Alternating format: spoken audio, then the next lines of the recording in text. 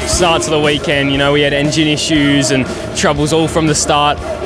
Weren't really doing any laps really. We were struggling, and you know, this race today came with a positive mindset considering the other races, and yeah, I just can't believe the team have worked so hard to get the engine up to its optimal point, and yeah, I'm just so happy to be here.